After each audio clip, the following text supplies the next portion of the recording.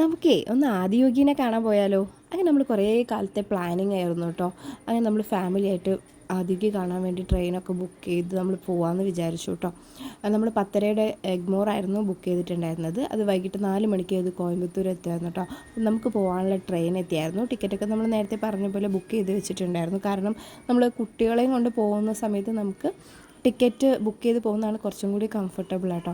എന്തിനാണാവോ Indian railway പറയുന്നത് ticket complete ഫുള്ളാണ് എന്നൊക്കെയാണ് കേട്ടോ അപ്പോൾ നമ്മൾ ബുക്ക് ചെയ്യുന്ന സമയത്ത് കാണിച്ചിട്ടുണ്ടായിരുന്നത്. പക്ഷേ നമ്മൾ കോയമ്പത്തൂർ എത്തുന്നത് വരെ നമ്മുടെ അപ്പുറത്തെ ഇപ്പുറത്തെ സീറ്റിൽ ഒരു മനുഷ്യജീവി പോലും ഉണ്ടായിരുന്നില്ല കേട്ടോ.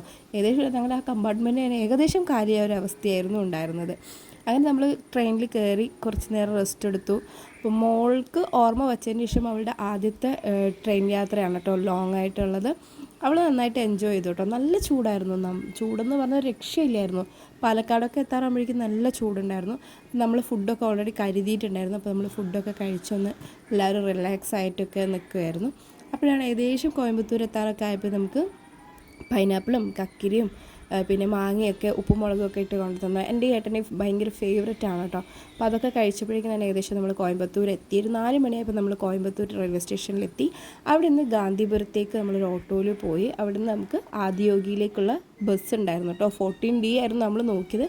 പക്ഷേ നമുക്ക് അവിടുന്ന് ആദിയോഗിയിൽ നിന്നുള്ള ബസ് തന്നെ കിട്ടി കേട്ടോ. ആ ബസ്സിൽ നമ്മൾ കയറി. അങ്ങനെ ഏകദേശം ഒരു 1 അവർ ട്രാവൽ ഉണ്ടായിരുന്നു. അപ്പോൾ മോള് നല്ലൊരു ഉറക്കമൊക്കെ കഴിഞ്ഞപ്പോഴേക്കും നമുക്ക് ബസ് പോകണമെങ്കിൽ നമുക്ക് സ്റ്റാച്ചു കണ്ടു തുടങ്ങിയപ്പോൾ കണ്ടപ്പോൾ ഭയങ്കര ഒരു എക്സൈറ്റ്മെൻ്റ് ആയിരുന്നു കേട്ടോ. അത് കാണാനാണല്ലോ നമ്മൾ വന്നത്, നമ്മൾ ആഗ്രഹിച്ചത് നമ്മൾ നേടിയല്ലോ എന്നുള്ളൊരു എക്സൈറ്റ്മെൻറ്റ് ഉണ്ടായിരുന്നു.